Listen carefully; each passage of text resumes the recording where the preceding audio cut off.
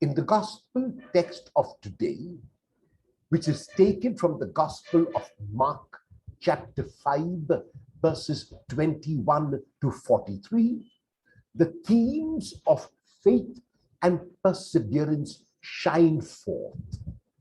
Jairus, whose daughter is at the point of death, has faith, and the woman with the flow of blood or the hemorrhage, who has suffered for 12 years, has faith. How does Jairus show his faith? Jairus shows his faith not by sitting at home and waiting for the Lord to come to him. He gets up and goes to search for the Lord. He seeks the Lord and he finds him. And after finding him, Jairus makes his request to the Lord, asking that the Lord come to his home and heal his daughter. Jesus, out of compassion, starts going with Jairus, but even as he goes, Mark interrupts the story to heighten the suspense. Will Jesus reach Jairus' home before the daughter dies? Will he be able to heal the daughter? These are questions in our minds, even as Jesus begins the journey to Jairus' home.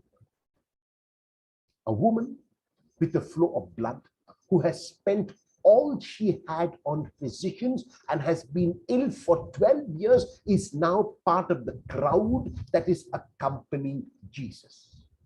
This woman has faith.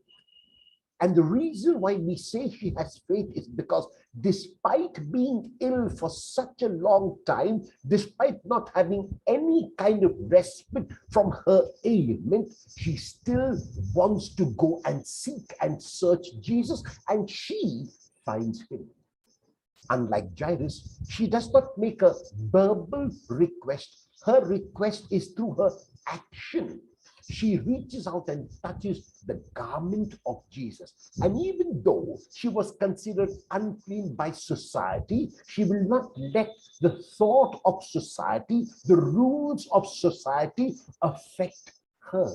She knows that the Lord cannot be contaminated. She knows that she is not unclean. She is merely unwell. She also knows that the Lord can make her whole, because this is what she keeps saying to herself: if only I touch his garment, I will be made whole. This is how she expresses her faith, both in her mind and through her actions. And right now, she is made whole instantly.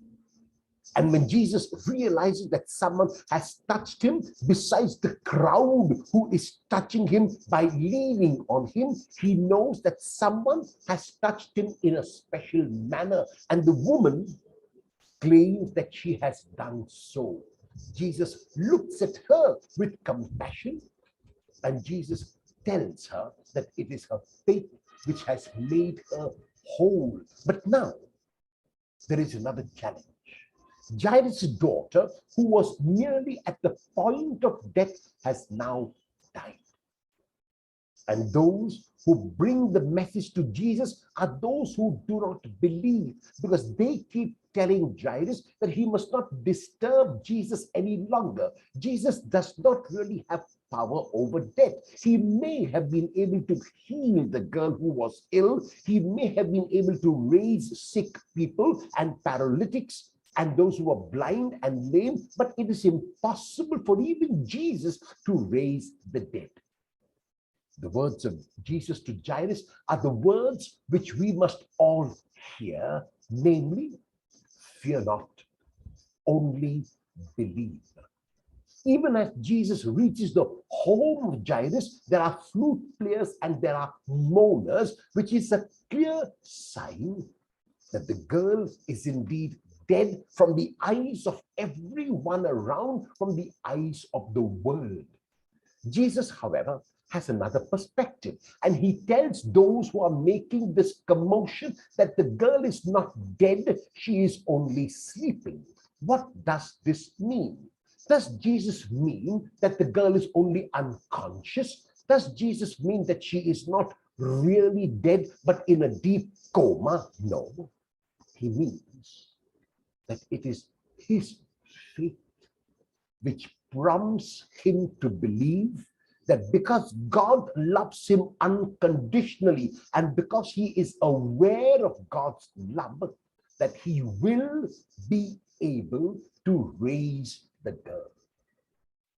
It is not foreknowledge that Jesus has because he has not yet entered the home. He has not yet checked the girl. He does not know the condition of the girl. But what Jesus knows is the condition of his relationship with the Father. And for him, it is enough. For him, it gives him confidence to say that the girl is not dead, but she is only sleeping. And with that confidence, with that faith, he goes in. He takes the girl by the hand. He raises her up through the two words, Talita Kumi, which in English means, little girl, I tell you, get up.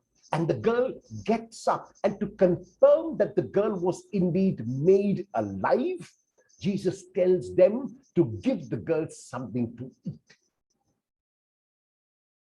Jairus and the woman, besides having faith, had perseverance. They did not stop believing, even though all evidence seemed to the contrary. They continued to persevere in their faith. In this difficult time that all of us are living in, it is so very easy to give up, to give in, to lose faith, to say that God does not care for us. The twin miracles of the healing or the raising of Jairus' daughter and the healing of the woman with the flow of blood are inviting us to change this perspective. They're inviting us to have what I would call a persevering faith, a faith that refuses to give up, a faith which will continue to believe even if all evidence is to the contrary. Will you have such faith today?